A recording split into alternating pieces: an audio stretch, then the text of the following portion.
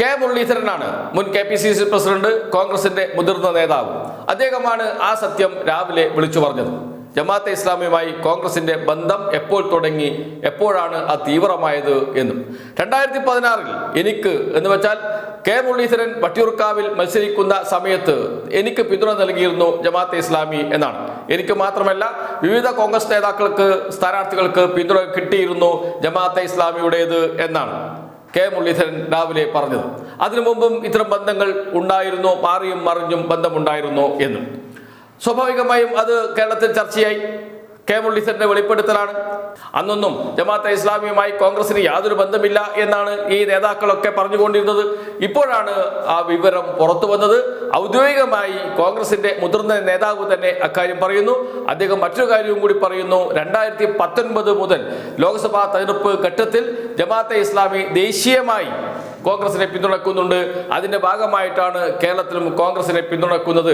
അത് ദേശീയ തീരുമാനമാണ് ജമാഅത്തെ ഇസ്ലാമിയുടേത് എന്നുകൂടി പറയുന്നു കെ മുരളീധരൻ. അതോടുകൂടി ഇത് വലിയ ചർച്ചയായി മാറി.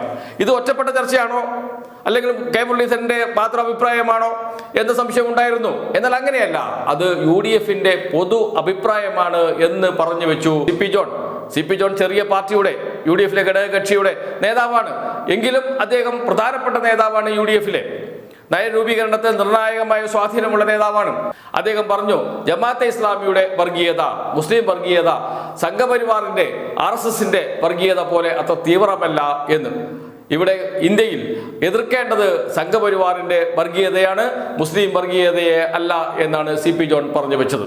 ഈ അഭിപ്രായമൊക്കെ വന്നപ്പോൾ സ്വാഭാവികമായും മാധ്യമപ്രവർത്തകർ പ്രതിപക്ഷ നേതാവ് VD സതീശനോട് ഇക്കാര്യം ചോദിച്ചു. അദ്ദേഹവും അതുപോലെ തന്നെ സമ്മതിക്കുകയാണ് ചെയ്തത്.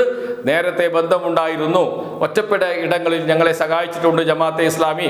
2016 കെ മുരളീധരനെ സഹായിച്ചിട്ടുണ്ടാകാം, പക്ഷെ എനിക്ക് സഹായം ലഭിച്ചില്ല എന്നുകൂടി അദ്ദേഹം പറയുന്നുണ്ട്. അതോടൊപ്പം അദ്ദേഹം പറഞ്ഞു വെക്കുന്ന മറ്റൊരു കാര്യവുമുണ്ട്. 2019 മുതൽ ദേശീയമായി ജമാഅത്തെ ഇസ്ലാമി കോൺഗ്രസിനെ സഹായിക്കുന്നുണ്ട് എന്ന് കെ മുരളീധരൻ രാവിലെ പറഞ്ഞതാണ്. അതിനെ പിന്തുണയ്ക്കുകയും അത് അങ്ങനെ ഉണ്ടായിരുന്നു എന്ന് കൃത്യമായും പറഞ്ഞു വെക്കുകയും ചെയ്യുന്നു VD സതീശന്റെ വാക്കുകൾ നമുക്ക് കേൾക്കാം. ഈ 2019 മുമ്പുള്ള ഒരു തെരഞ്ഞെടുപ്പിലും അങ്ങനെ ഒരു പൊതു പിന്തുണ കോൺഗ്രസ് നൽകിയിട്ടില്ല. നിരവധി പതിറ്റാണ്ടുകളായി ജമാഅത്ത് ഇസ്ലാമി അവരുടെ കൂടെ. ഞാൻ മത്സരിച്ച എല്ലാ തെരഞ്ഞെടുപ്പിലും എനിക്കെതിരെയായിരുന്നു അവർ അന്ന് നിലപാടെടുത്തത്. രാഷ്ട്രീയമായ നിലപാടാണ്. 2019 പാർലമെന്റ് തെരഞ്ഞെടുപ്പ് വന്നപ്പോൾ ദേശീയ തലത്തിൽ കോൺഗ്രസ് അധികാരത്തിൽ വരണം എന്നൊരു നിലപാടെടുത്ത് അവർ രാഷ്ട്രീയ മാറ്റം ഉണ്ടായത്. അതുവരെ അവർ മതേതരവാദികളായിരുന്നു CPM.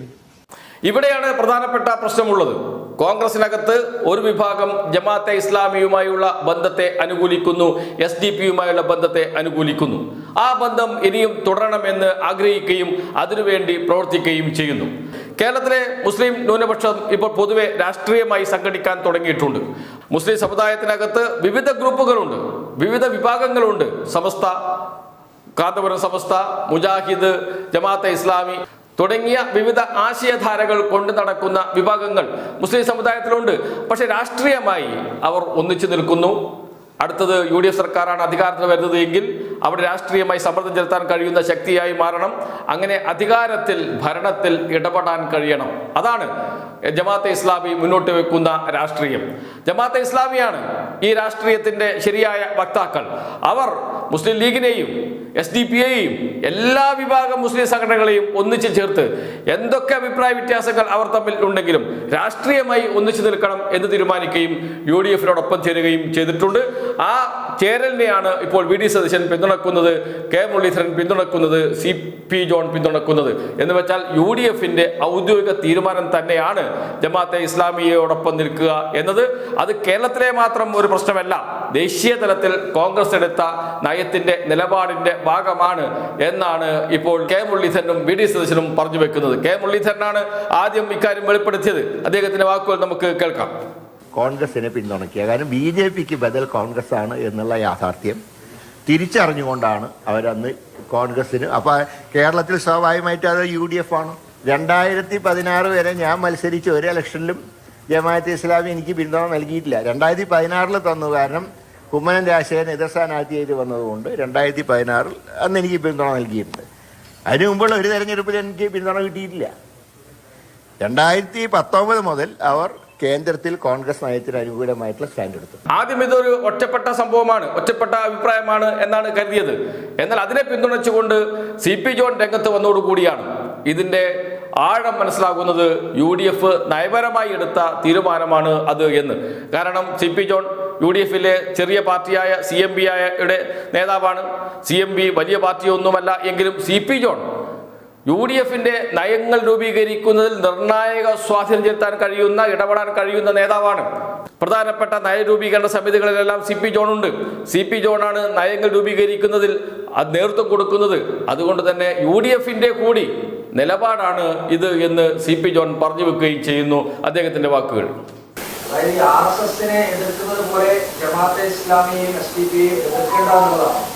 തീർച്ചയായിട്ടും വെരി സിമ്പിൾ ഒറ്റ വാക്ക്.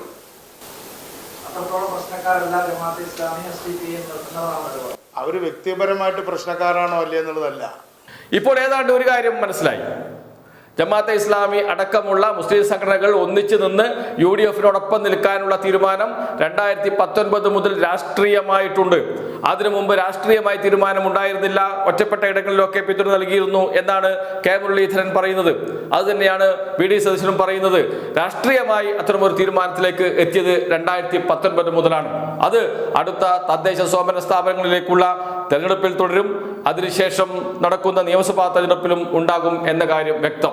2019 ദേശീയ തലത്തിൽ രാഷ്ട്രീയമായി തീരുമാനം ജമാഅത്തെ ഇസ്ലാമി എടുത്തിട്ടുണ്ട് എങ്കിൽ അത് 2021 ഉണ്ടായിരിക്കണം. അത് കഴിഞ്ഞ് നടക്കുന്ന ബൈ ഇലക്ഷനുകളെല്ലാം ഉണ്ടായിരിക്കണം. പ്രകടമായി കണ്ടത് ഒരു സംശയവും വേണ്ട 2019 ലോക്സഭാ തെരഞ്ഞെടുപ്പിലും അതിനുശേഷം വയനാടിലും ചേലക്കരയിലും പാലക്കാടും നടന്ന ബൈ ഇലക്ഷനിലുമാണ്. അത് തുടരും എന്ന് തന്നെയാണ് കോൺഗ്രസ് നേതാക്കൾ വ്യക്തമാക്കുന്നത്. ആ അഭിപ്രായങ്ങളാണ് ഇപ്പോൾ പുറത്തു വന്നിരിക്കുന്നത്. അത് തദ്ദേശ സ്വയംഭരണ സ്ഥാപനങ്ങളിലേക്കുള്ള തെരഞ്ഞെടുപ്പിലും ഉണ്ടാകും. അത് കഴിഞ്ഞ് 2026 നിയമസഭാ തെരഞ്ഞെടുപ്പിലും ഈ കൂട്ടുകെട്ട് ഉണ്ടാകും എന്ന് ആവർത്തിച്ച് ഉറപ്പിക്കുകയാണ് കോൺഗ്രസ് നേതാക്കൾ ചെയ്യുന്നത്.